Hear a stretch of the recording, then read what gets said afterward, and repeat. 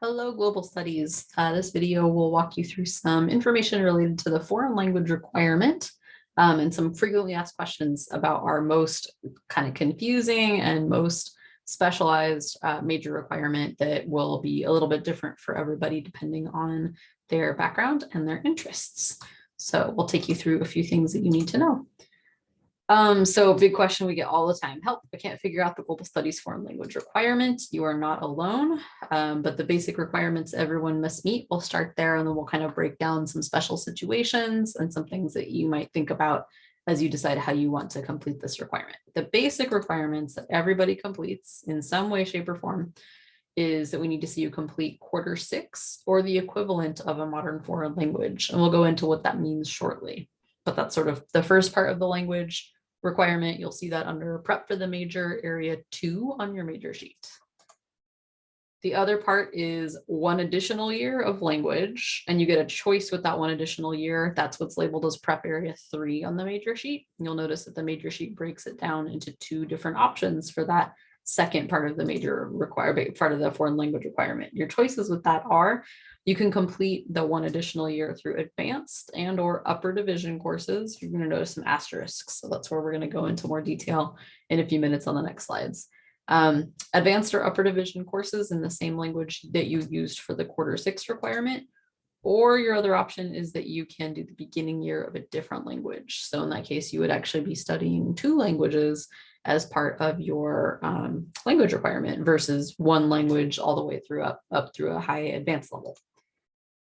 So let's break this down a little bit. When we say quarter 6, what does that mean? When we say the beginning year of a language, what does that mean? For the intermediate year, here's what this looks like. When we're looking at UCSB classes on the quarter system, and probably some similar language will be found at other UC system schools, language levels are organized from levels or quarters 1 through 6. So quarters 1, 2, and 3, you would complete them sequentially, typically through a single academic year. And this is considered the beginning level year or elementary year. You'll kind of see it described different ways, depending on the language. Quarters 4, 5, and 6 then build upon quarters 1, 2, and 3, and that forms the sequence that's the intermediate year. So that is what we mean when we say what is quarter 6 of a language, which then means that if you are working towards completing the first part of the requirement where you have to complete up through quarter 6, that means that you need to take potentially quarters 1, 2, 3, 4, 5, and 6 of a single language, unless there's some shortcuts, which we'll get into in a moment. This is why we tell people to start early and plan ahead, because this part of the language requirement does take a significant time investment, sometimes up to 2 years for students to complete. If you start at quarter 1, working your way through quarter 6, like we said, can take up to 2 years. There are some faster options in the summer sometimes. Those would be like shorter summer session courses back to back offered through UCSB summer sessions. There are also transfer course options, which we'll go into. So there's some ways to kind of get around that solid 2 years. But if you really are starting at level 1 in a language, expect to spend a good solid year plus a second year or a really intensive summer session to finish off your quarter 6 part of the language requirement. We also should note that not all languages are offered every level every quarter. With many languages, they're not as popular, so they only offer quarter 1 in the fall, quarter 2 winter, quarter 3 in spring, and then also 4 in fall, 5 in winter, 6 in spring for those folks who are ready for the intermediate level year. So you couldn't just sort of suddenly start taking quarter 1 of Korean in spring quarter. You would need to wait for the fall. So you're going to want to do some research on the schedule of classes to kind of get a sense of what that is. Other more popular languages, definitely Spanish, French. We often see this with Italian as well. Those ones do tend to be offered every single quarter, every single option, but don't count on that, right? Definitely do your research. And if you need a specific language on a specific schedule, that might be something to consider as you pick your quarter 6 language. And then what about that 1 additional year? With that 1 additional year, again, we get the choice of either 2 different options, either of the 2. One option is you get to do more of the same language, right? You took 1 language for the quarter 6 requirement, and maybe you were really into that language. You really wanted to get very, very good high level fluency all the way up through an advanced level year. So then you would be completing advanced level courses. Or the other option is you're mixing it up and you want to complete the beginning year of a different language. That's for our people who would like to learn 2 languages as part of their time at UCSB as a global studies major. Both of them are valid options. We'll kind of break down both of them. So for the advanced more of the same option, you would be looking for your 1 additional year at completing 3 classes or 12 units of advanced or upper division classes in your quarter 6 language. We'll go into what the upper division asterisks mean in a second. I'm going to use some wonderfully drawn, I know, amazing art, chef's hands kiss examples to show you what we mean by this. So hola, my name is Glenn Global. This is Glenn Global. I completed my foreign language requirement with Spanish 6 for the quarter 6 requirement, plus 3 courses from the Spanish department labeled as either advanced Spanish, advanced composition, advanced grammar, things like that, or upper division courses taught 100% in Spanish. These are content courses, maybe literature, maybe film, other kinds of content, but they are taught 100% in the Spanish language, not taught in English, not taught in translation. So that kind of is a little bit more expanded over here. So how can you tell if a class is going to be taught in that language and therefore it can apply it to this advanced or upper division class option? You're going to check the prerequisites for that class and the course description. Sometimes the course description will tell you it's taught in that language. Sometimes it'll tell you specifically that it's taught in English. If the prerequisites indicate that you had to get up through the level 6 and beyond level of that language, then that's also a good sign that it's treated as an advanced course because it's above and beyond quarter 6. If you still can't tell, you're going to want to contact the instructor or the undergraduate advisor for that department just to double check. It also can sometimes change depending on the quarter or depending on the instructor too. So if you're at all unclear and you know you're going to be relying on this class for the advanced option for the global studies major foreign language requirement, you may want to do a little research and just confirm that it's going to be a class that works. Or maybe you want to mix it up, right? Maybe you want the option to do the beginning year for your 1 additional year of a different language. Typically that's going to be quarters 1, 2, and 3, or some kind of equivalent series if you're going to do this through transfer work in a different language. So here's another stick figure. She's got a little hairdo, as you can see. Konnichiwa and bonjour. My name is Gloria Global. I completed my foreign language requirement with Japanese 6 plus French 1, 2, and 3. And you can tell that I definitely did not study either of those languages based on how I pronounce both of those words.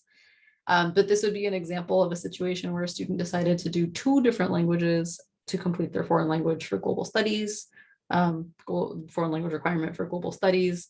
The numbers they were looking to achieve were Japanese 6, in this case for the quarter 6 requirement, plus all the way up through French 3 to complete that 1 extra beginning year.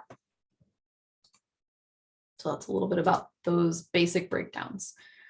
So let's go a little bit more into what the different numbers mean and how to recognize courses that count for the different requirements. So what is the quarter 6 or the equivalent? We have been saying the equivalent to these different language requirement levels. What does that mean when we say the equivalent? So as you might imagine, as we've discussed, not everybody needs to start at quarter 1 when they study a language, because maybe they started studying the language previously at another school or in high school, or maybe they have just some prior knowledge of the language from some other reason.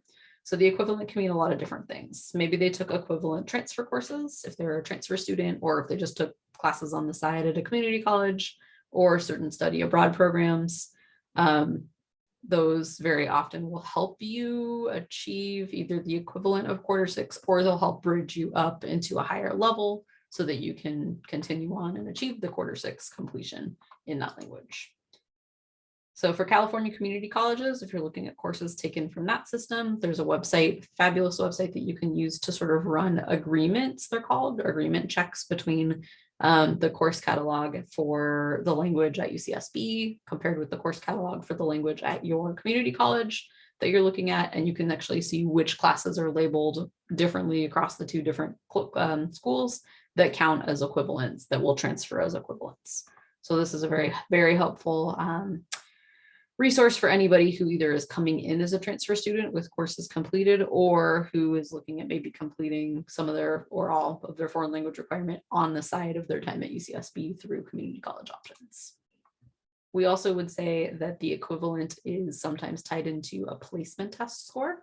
So depending on your prior knowledge of this language, maybe you can take a placement test and actually test out of, completely test out of in some cases, sometimes partially test out of the language requirement. Or the quarter 6 part of the requirement, or the one additional year. It just kind of depends on your situation. If you're thinking that a placement test might be the right move for you, good general advice is to Google UCSB plus the name of whatever language you're thinking about and placement test. And if the language is taught at UCSB, there's very likely going to be some information that comes up about how to either set up a placement test, attend an existing placement test that runs regularly, or at least who to contact in the department to learn about any placement test options that may exist. So for folks who are fully fluent, a placement test might confirm that. And in that case, you may not even have to take any courses at all for the quarter 6 requirement or the one additional year period requirement. This can also be a good option if you have that prior knowledge and you think you're ready maybe to start at Spanish 2 or German 2 or something like that. Maybe not completely the very, very first step, but you think you have enough knowledge to maybe skip over a level. So this could save you some time and get you placed into the right course. Some departments, Spanish and Chinese specifically at UCSB, also have native heritage speaker placement programs. These are special exams designed to test students who grew up speaking that language in their family, but they might not currently be speaking it as their first or their main default language. And sometimes this placement test can fulfill quarter 6 or at least help you get further along the path towards it. It's going to say, see the back of this page for details. The slides that this video is based on came from a handout, but we're actually going to go into more of those details later in the slides. So as long as you've got the slides or as long as you're watching this video, you'll be covered. Finally, a waiver process may apply to you if you're an international student who is fully fluent in that language. Every language is a little different for this process. We will go into some options and sort of how to see about waiving part or all of the foreign language requirement if you are fully fluent or fluent to certain levels within that beginning, intermediate, or advanced terminology. So we will go deeply into that a little bit later in the slides. So now we're going to move into some really frequently asked questions. Some of these may apply to you as you kind of start watching this part of the video. You might think about, skipping ahead if this question isn't maybe on your mind at this moment. Or you can go down into the description box for this video and see if you want to navigate ahead to specific questions that you may have. But from here forward, it's going to be kind of delving into specific situations that may or may not apply to you, but you might have a question that comes up in this section of the video. So a lot of students ask, I took a certain number of years of foreign language in high school. Does that fulfill the requirements? And here's how that works. In some cases, high school language study can help, but it's really rare that it will fully fulfill the requirement totally on its own without taking additional college level language classes. The requirement is set up to honor college level language classes, not so much high school language, but we will show you some situations where prior knowledge that you learned in high school can definitely be helpful. The College of Letters and Science, this is the college that the global studies major is underneath, does award GE credit underneath area B. You'll notice that in your progress check on gold for one beginning year of a language, as long as you reach the 3rd year of high school language study with a C or better. And that's reaching the 3rd level, right? Let's say you started a language in middle school and then you only ended up taking 2 years of French, for example, in high school, but you got up through level 3 or maybe even higher, just depending on you. That would count for fulfilling this requirement for the College of Letters and Science for GE Area B. You submit a high school transcript to the Office of Admissions for this option.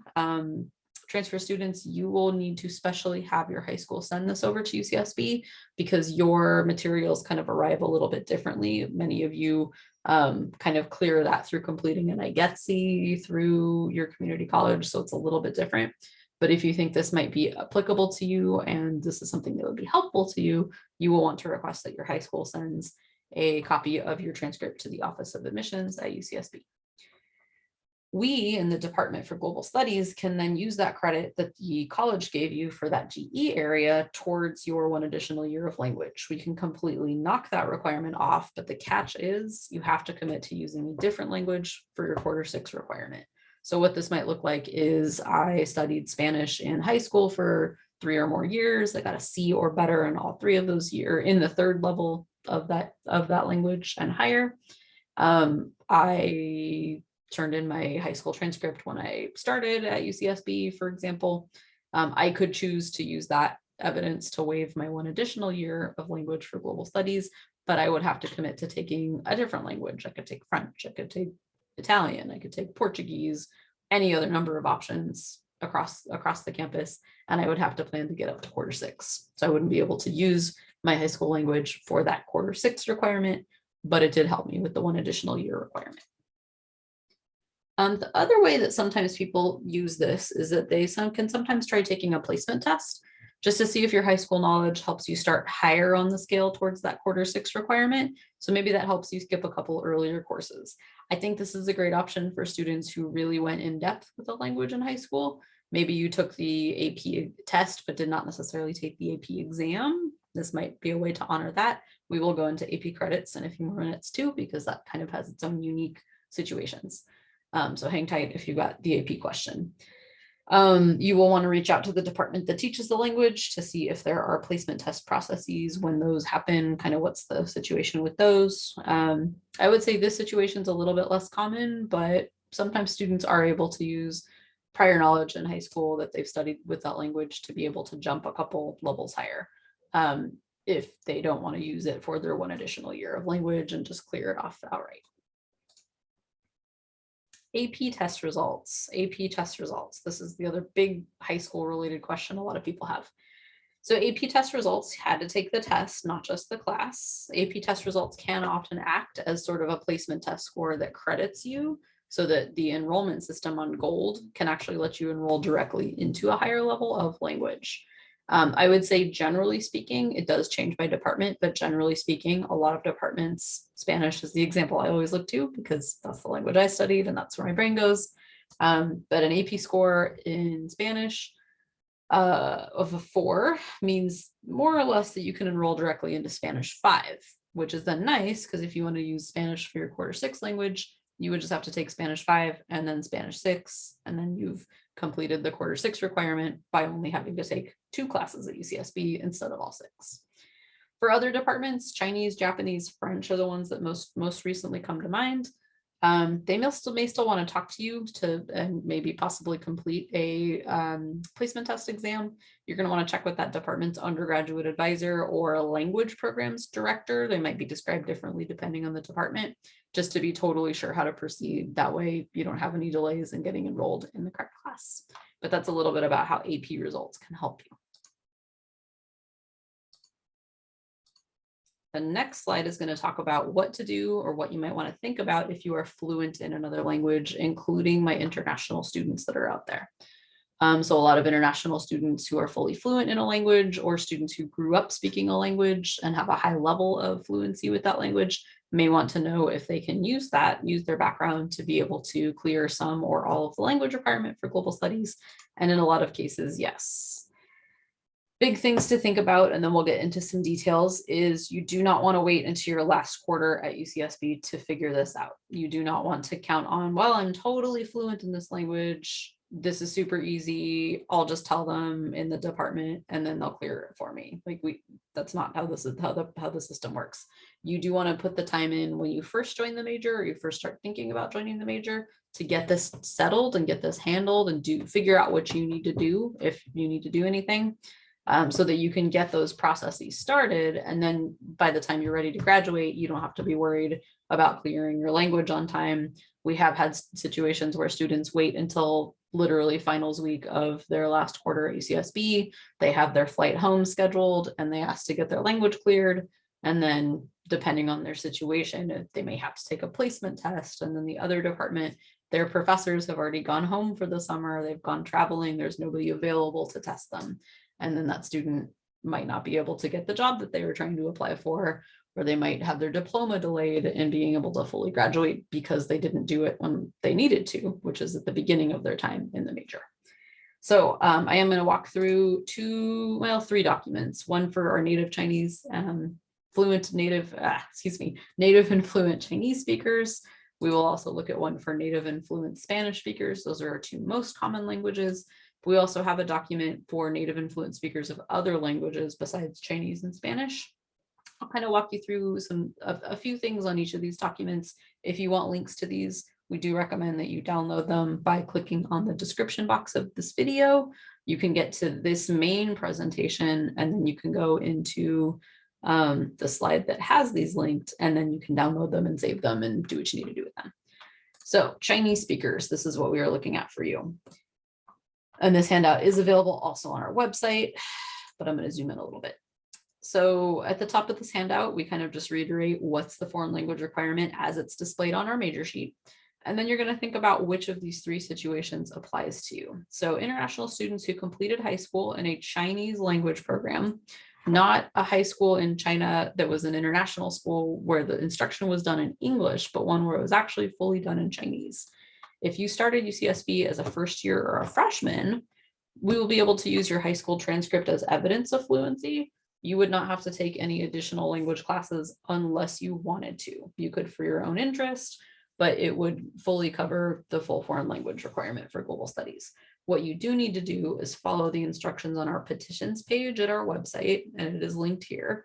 Again, you can get to this handout on our website or by finding the slides download link from this video and getting to this link.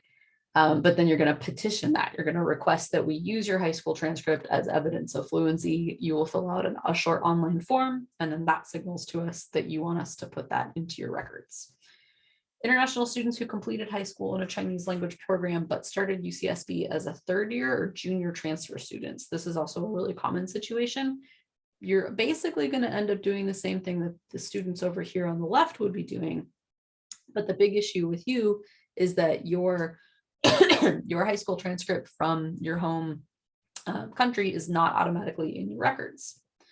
It is sent to your community college or your prior college, but it does not follow you here to UCSB. So you have a few options. You can either have your school send a new sealed copy up to the UCSB Office of Admissions through the mail, or you can have an official from your school email our advising office at this specific email address with a copy of your transcript. The catch is it has to be from an official school email account. So it actually has to be visible in the email that's coming from the school official, not just from a random person and their personal email. And then once we have either of those options, you can then follow the directions over here in the bubble on the left to petition the high school transcript, just like these students would have done. So then we have a third group of students that this might be applicable to. These are students who grew up speaking Chinese, but they attended high school in the United States. Maybe they were born in China or a Chinese speaking country, but they did not spend their entire life up until UCSB there. They actually came to the United States or any other English speaking country for high school, some or all of it. But they still have the strong knowledge of Chinese. It's still a big part of their life. In that case, in most cases, you're going to want to talk to us so we can let you know if this is the best option for you, but you will want to plan to take a language fluency evaluation. This is not a placement exam. It's going to be described a little bit differently with the East Asian Cultural Studies Chinese Language Program. There is a link here that you can click if you download this handout, or you can just Google UCSB Chinese placement exam, and then it will take you to the correct website. You do have to read the website very carefully to make sure you're signing up for the correct exam, and just make sure to note what the timeline is, because these are only offered a few times a year, but most of the time not during summer, so you are going to want to plan ahead. But these are the basic steps that you will follow if you are a native speaker of Chinese. We'll do a quick rundown for our Spanish speakers. Again, if this doesn't apply to you, feel free to skip ahead in the video until you get to the section that does apply to you. For our native Spanish speakers or students who grew up speaking Spanish and are fluent or maybe bilingual in English and Spanish, here's what you might want to think about. Students who are fluent in Spanish, you may take the Spanish department's native heritage exam. So this is an exam designed for people who grew up speaking Spanish, still a big part of their lives, but maybe it's not your only language at this point. There is a link here that you can click in this handout, or you can Google UCSB Spanish placement exam and it will take you to the same page. And you want to scroll all the way down to the section about the native heritage exam. So let's say you take this exam as a native Spanish speaker. If you take the exam, this is situation number 1 in this box, and you are told that you can enroll in Spanish 16A, What we would recommend is you take Spanish 16A to clear area 2 on the major requirement sheet for the foreign language requirement. This is the quarter 6 or the equivalent part. Because Spanish 16A is considered quarter 6, but for native Spanish speakers, the skills are a little bit different, but it's about at the same level. From there, you get to decide on your choice for area 3. You could either do the one additional year. You could do the one additional year either through 3 advanced level or upper division Spanish courses taught in Spanish, or you can do one beginning year of a different language, whichever you prefer. Option 2, or situation number 2, if you are told take the exam and you are told that you have cleared Spanish 16A and can freely enroll in Spanish 16B, what you want to be thinking about is that you've actually cleared area 2. You've cleared quarter 6 or the equivalent. So you don't have to do anything for the quarter 6 or the equivalent part of the requirement, because Spanish 16A, you cleared it by taking the exam. So then you get to decide straight onto area 3, the one additional year of language, what you think you want to do. If you choose that advanced option, you could take Spanish 16B and then 2 additional advanced level Spanish courses or upper division courses taught in Spanish. Same as over here, you could instead, if you want to, choose to take the beginning year of a different language. Up to you, up to your goals, up to what you think you want to do. Sometimes it's just what fits into your schedule, and that's totally fine as well. This is a little bit more of a rare situation, but it happens. If you take the exam and you are told that you have cleared Spanish 16B, you do not need to enroll in Spanish 16B, but you've cleared it. You have actually cleared the full foreign language requirement for global studies as well, parts 1 and 2, all the way up through the advanced level. Any additional language courses that you take would be totally for your own interest, or you could use them to meet unit or elective unit requirements. And again, please test ASAP upon joining the major if you think you might want to do this option, so that you can make course plans accordingly and make sure you have time to fit everything in. So that is for our friends who are Spanish speakers. The last situation link I'm going to bring up would be native or fluent speakers in a different language besides Chinese and Spanish. Now, this link does take us to a Google Slides that has every language at UCSB, along with a lot of the details that I just shared. So I do recommend, it's nice to look at if you're kind of looking at what courses are available for a specific language and like what numbers to look at for what parts of the requirement. It is useful, but I'm going to go ahead and skip to the last final slide, which is going to have some information on foreign language. I'll share that, my mistake. Foreign language requirements, options for any language not taught at UCSB. Over here on the right, the far right, you're going to see a bubble that explains basics of how to think about getting cleared in a language not taught at UCSB if you think that that applies to you. Armenian is a language that we've had students test out of. We've also had, I think Vietnamese is a language I've seen students try to test out of. Bengali, I'm trying to think of some other ones off the top of my head. Those are just a few recent ones that I've talked to people about. Bulgarian, believe it or not. The basics on this, I'm going to go back to the main slide because it's going to be talking about this in a little bit more detail and not quite as small, but I just wanted to let you know there are some options for folks who are native speakers of a language besides the languages that are taught at UCSB. So back over to our main slides. The basic process for any language that does not have an existing process at UCSB would be to submit a high school transcript proving you studied at least 3 years of high school in that native language, just like with the Chinese language option. That transcript needs to be sealed, official, sent directly from your school to UCSB's Office of Admissions, or as we learned in the Chinese handout, you can have a school official email it to our global advising email, as long as it's coming from an official school email address. Transfer students, again, your high school transcript does not follow you to UCSB, so you are going to want to request that they send that. Option 2, some departments have a placement test or placement interview process that you can use to get language clearance credit. You can also think about doing this at another college. If you find another college that teaches this language and they have instructors that are available to test people, you could do it that way and then plan to have whatever proof they give you of your fluency level. You would then send that to us over at the Global Studies Department. We can also show you a waiver if they don't know what to send you. We can give you a file that they can use to sort of sign as a form. So definitely talk to us if you're not sure how to make this process work for you. we are here to help you get connected with the right resources. Okay, another situation, transfer student who hasn't taken any or much language yet, or maybe you took high school language, but it's been a really long time. Is this a problem for a global studies major who's a transfer student? You are a bit behind. If you're starting as a junior with no college level language, nothing at your community college, and then maybe just a little bit in high school, you might just be aware that you might have to squeeze as much as 3 years of language of study into 2 years, or 2 plus a little bit more. Maybe you maximize your summer sessions, that kind of a thing, years. Options to consider. So start a language literally as soon as you arrive at UCSB. Start fall quarter with quarter one of whichever language you think you would be interested in doing for the quarter 6 language requirement. That would be the best possible way to hit the ground running. Community college courses to catch up on the side is also a potentially popular option. It does involve having to balance another school's coursework alongside the UCSB quarter system. So for a lot of people, that gets a little tricky. But the nice thing about the community college option is they do often have online class options, especially as we work our way out of the pandemic. That has become a lot more common. So that could be a more workable option for you to try to save a little time and catch up. We also recommend summer sessions at UCSB for intensive course series to finish up more courses than you can finish in one regular quarter. You may also notice that your local community college has some kind of summer session option that lets you zoom through like a more intensive compressed series of language so that maybe you can get 2 semesters done in one single summer. Just like at UCSB, you could potentially get 3 quarters done during one regular summer quarter.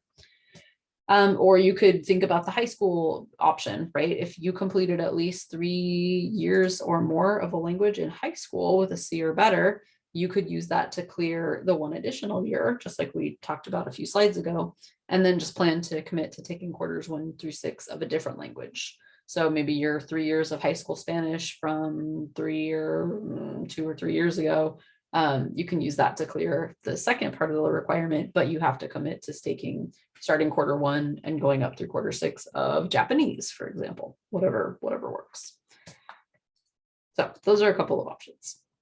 Can I study abroad to fulfill the language requirements? This is another frequently asked questions. In a lot of cases, yes, you can. You can't fulfill the whole language requirement. It would be extremely rare for somebody to be able to do that.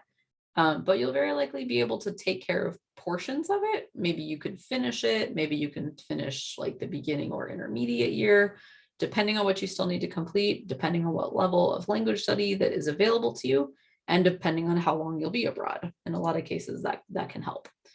It also depends on what the specific abroad program is offering. Some programs are designed to give you beginning and intermediate levels of language. So like here at UCSB, it would be the equivalent of quarters 1 through 6. Some can give you advanced level courses if you already come in with a high level of knowledge in that language. You kind of just have to look very carefully and do your research on the UCEAP program that you're looking at. If you're not sure how to interpret what classes are being available or being offered, definitely feel free to reach out to us, make an appointment, and we can kind of help you judge whether or not a particular program is a good one for what you're trying to accomplish for the language requirement.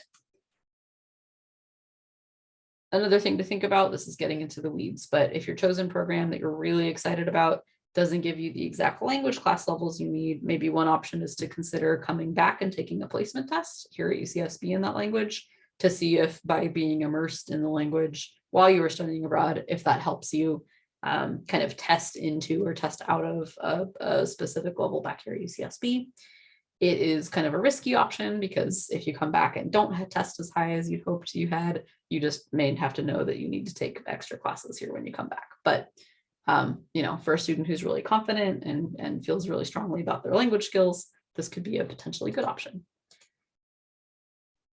How to check on your language progress. This is something that comes up a lot because sometimes our progress check on Gold can be a little bit tricky. So looking at a sample person's progress check on Gold in the foreign language requirements section, you're going to notice a few things. Up here, we have the listing of what courses they've taken along with their grades. Not too bad, not too bad. But then down here, you're actually going to see what the requirements are and where what the leftover needs or requireds are, and what are the things that are left over versus what are the things that this person has already completed. And it's not always clear unless you really break it down. So we will do that now. What we noticed from here is that, and again, to get to your progress check, if you haven't done this, we definitely strongly recommend that you do this regularly. You'll log on to Gold, click progress, and then click major and GE progress check, run the check for the global studies major or pre-global studies major. Our global studies language requirement is located under preparation for the major. And then just note that if you have special situations, high school transcripts, placement test credit, transfer courses, study abroad courses, it's very possible that they won't automatically appear in this area, and we may have to specially custom petition those. It is easy for us to do that. There are a few things on our website in the petition section that will kind of talk you through that. But just know that if you think you have something that should be fulfilling these and you don't, and it's some kind of special situation like this, that's probably why. We can help you figure out and put the, connect the dots together. So contact the undergraduate advisors in global studies. That would be us with any more questions and concerns. Do we have a little? Yes. The one thing that is I wanted to call out over here with the completion of Q6 requirement, you're going to say it. Notice that it says the program says that you need one course, but I thought we had to complete Q6, right? That's 6 classes. I'm confused. Keep in mind the way that it's written, the system is only looking for the actual Q6 one single course. So in this case, this person's been studying Spanish. They would be looking for Spanish 6. Once the student takes Spanish 6 and completes it, then that will complete and give you a little plus sign check mark on this area. That's what it means when it says one course required. So they're on Spanish 4 right now. Do they technically have only one more course to take? They still have to take Spanish 5, and then they can take Spanish 6. But what we'll notice is they did petition their high school transcript to be able to count for the completion of one additional year. So that is reflecting currently in their progress check. But yes, that's what it means when it says one course. That's one of the more confusing things about the way it's laid out. And I think that is the end of our frequently asked questions for our language requirement. If there are other questions that have come up or you're totally not sure based on what you're seeing on your progress check, please do not hesitate to reach out to us in the advising office so that we can help you figure out what's going on and kind of put you on the path for where you need to be next to finish your language requirements. All right, thanks for watching.